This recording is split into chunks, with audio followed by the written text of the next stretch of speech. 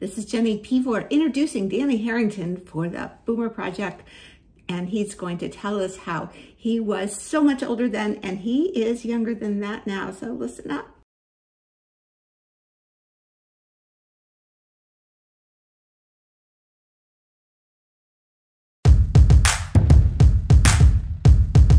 So welcome, Danny. Thank you. Nice to be. Welcome back. Yes. So today we're talking about how you were so much older then, as you know. So tell us about it. I was so much older then. Well, I think as we go through adolescence, we all think we're older than we really are. You know, we think we know everything. And so, I don't know, I guess I'll start back there. I mean, a lot of people don't know that I went to Bryant College back then on the east side of Providence for my management and economics degree.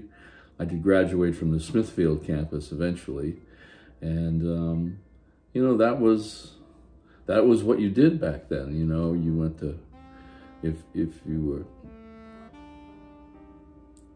were motivated to get a really good job or something, then everybody thought you went to college, you know, and so I followed the masses like everybody else, and I got into a very good school, and I think primarily because the dean of students of the college was in the service with my father, so I think that was the contact that got me. Yeah, I think that's how I got. I think how I got into the real fancy school as opposed to the local community college.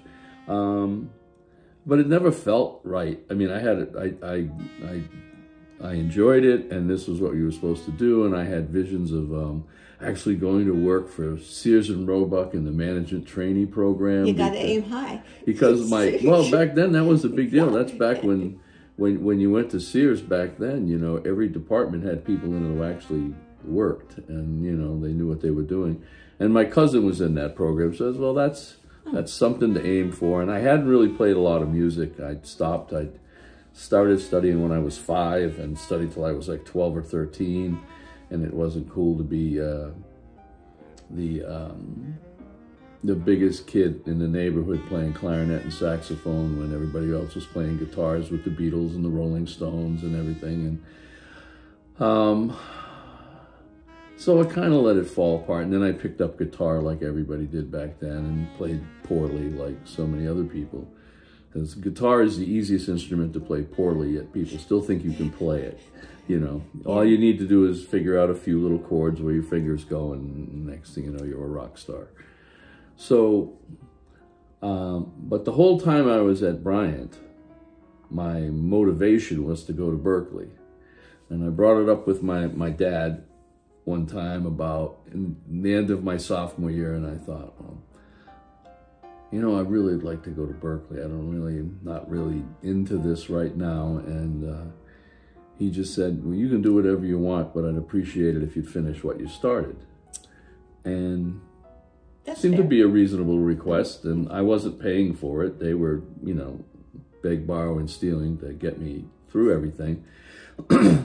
And I was doing well. I didn't do well at first, but I found my way. I found my way to higher academic success. And then I dusted off the saxophone from time to time and would sit in with one of the bands that was playing at one of the dances or something at school. And so I was still very much into it.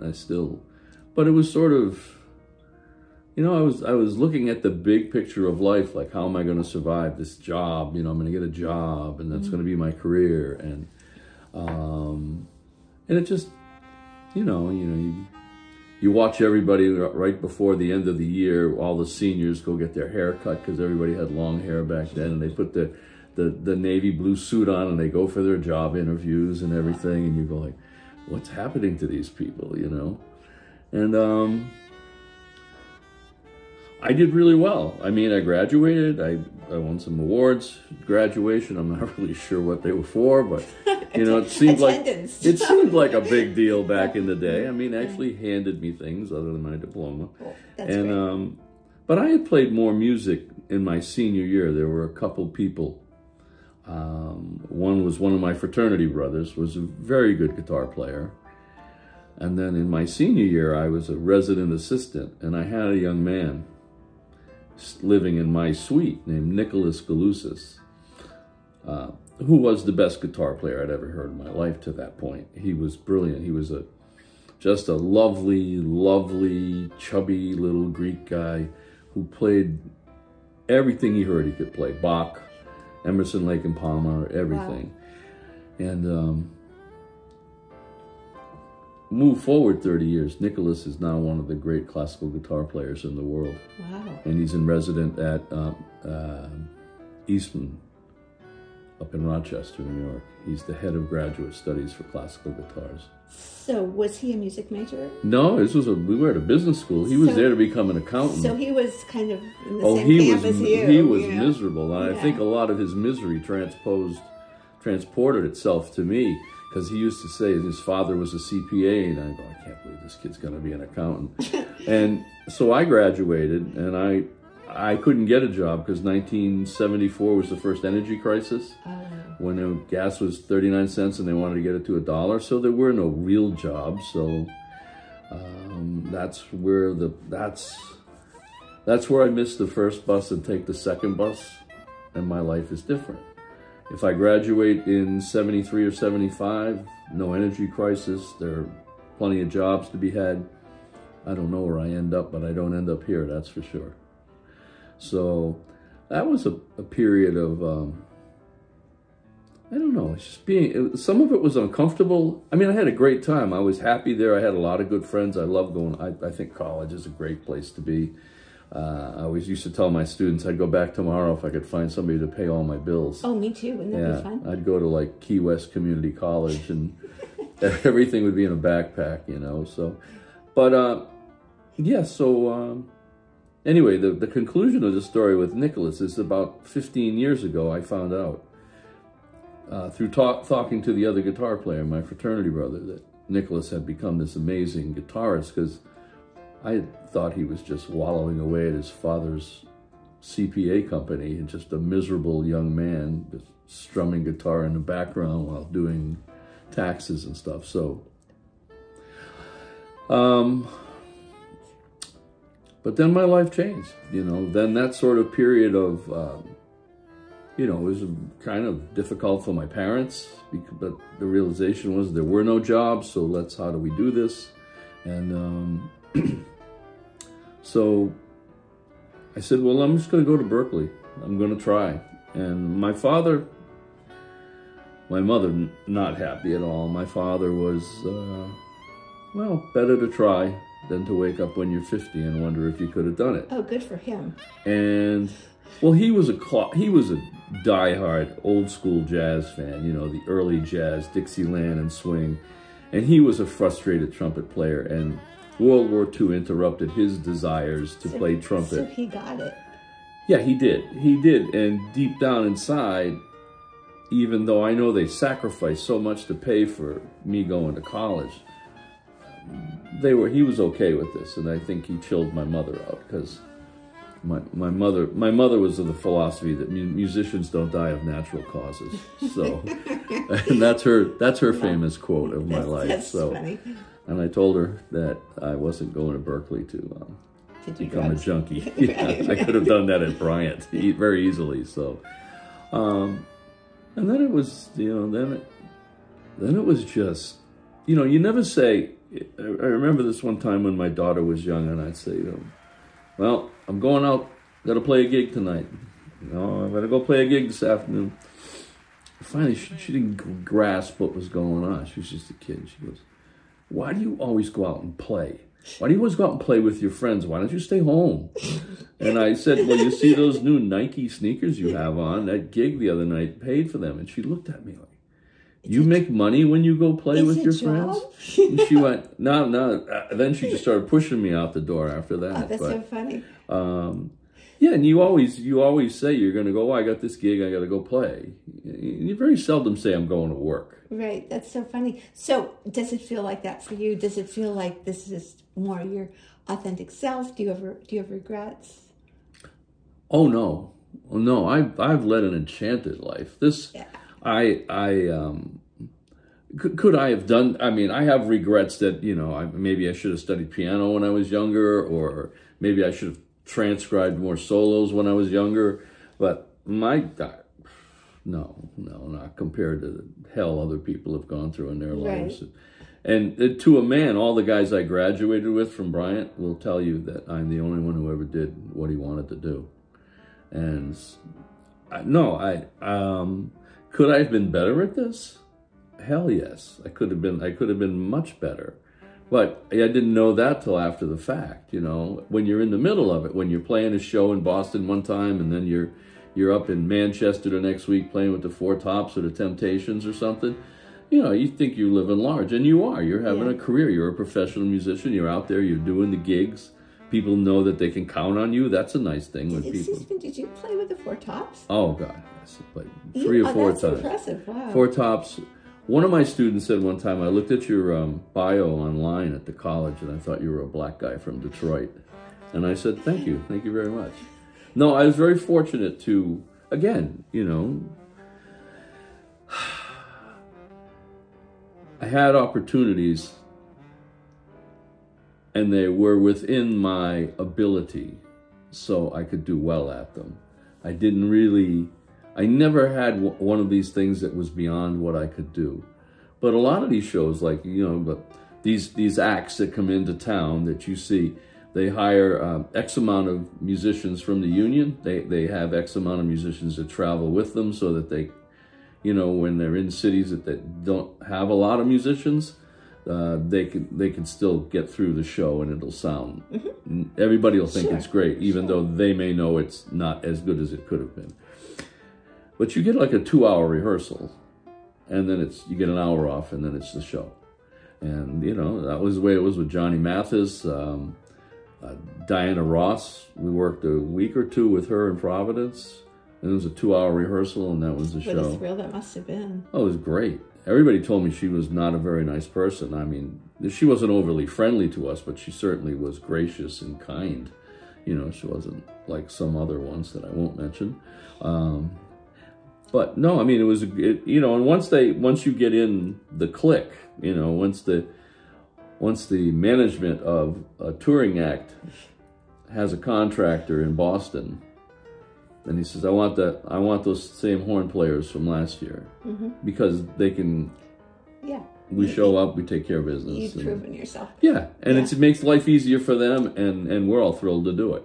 So I have another question for you. So I remember when my mom was still alive, I remember her looking in the mirror, and she's looking at her wrinkles, and she says, you know, I don't even recognize my face, but inside, I still feel like I'm 16.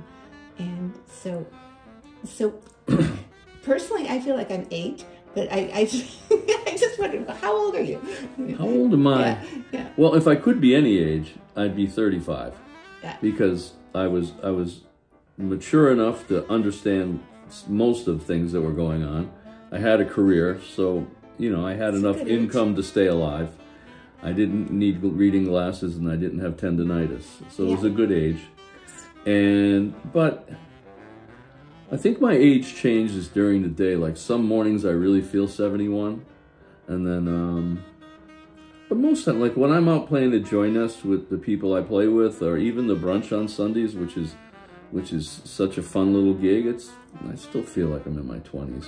You know, I don't feel like this is what 71 was supposed to be like. I mean, there are the obvious aging pains that go along, but that's what the chiropractor and the massage therapist are for, you know. That's absolutely right. So, yeah, and I just did an interview with Paula yesterday. Well, she did her own interview, and she basically said that she's just getting started. And, you know, I think that, you know, if we're all this young now, we're just getting started. I see so many people that are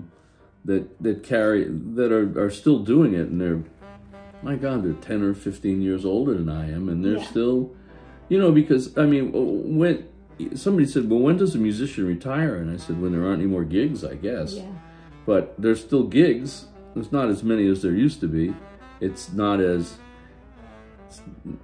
easy to do this anymore. And even the jobs, which, you know, the commercial jobs, the weddings and the bar mitzvahs and the theater work, which is, there's not much excuse me, there's not much theater work left. And, Right. and what work there is, there's a whole bunch of younger guys doing it, and they're doing it really well. And, you know, A lot of late nights.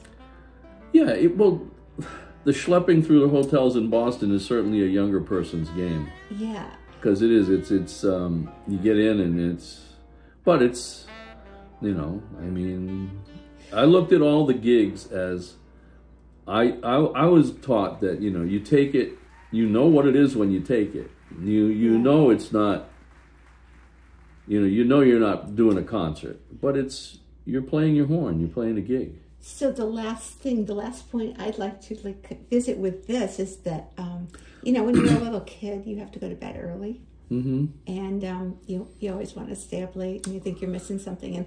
And then, you know, you get older, and then music starts when you're of age at a really late hour. Mm-hmm. And the thing about boomers, though, is that we don't like to go out at 10 o'clock at night to hear music. And so what I've noticed is that there's a lot of music for boomers now that's at a decent hour, which is really nice. Yes, so, because you know, nobody stays up and nobody wants. Right. So we're going back to that early bedtime. So actually we're younger than that now too. But see, you know? but I never had a bedtime. What? My mom and dad, my mother was of the belief that if she just left me alone, I'd just fall asleep Yeah. rather than making a scene out of it. And I did the same thing with our daughter, is go to bed if you want, or just lie on the couch. But at a certain point in time, you know, of course, we didn't have everything to distract you that my daughter had. We didn't have a phone and a computer and everything. Yeah. But she went like 8 o'clock, you know, and then she'd start to wander, and then she'd like, you go to bed now, you know. But yeah, I mean, this is my wife's favorite expression. Yeah, my husband can stay up late if he's being paid. But the gigs, I can't tell you the last gig I've played that goes beyond 10 o'clock. Yeah. And especially in Newburyport. It is also true that most of us live in areas where we all live in sleepy little towns. Yeah. And Newburyport is certainly a sleepy little town. And there's a reason for that. Right, because nobody's going to go out. That's right. But if you're in New York City, although New York is not as late as it used to be, I mean, I know now that, you know, the Vanguard on many a night is done at midnight. Really? Where I remember the Vanguard having a show that started at 2. Wow. So, I mean, you have to cater to how people are. Yeah. And all those people that grew up in that time period where, you know, we could hang out later. Yeah. They're older now. Yeah. And it's, you know. But only on the outside. And so, with that, you know, with that, you know, take a nap and go out. Yeah, yeah. So anyway, Danny, this has been very enlightening. Thank you very much. Thank you so much. Thanks for sharing. having me, as always. Yes, it's a pleasure. Welcome back from France. Oh, merci. Thanks.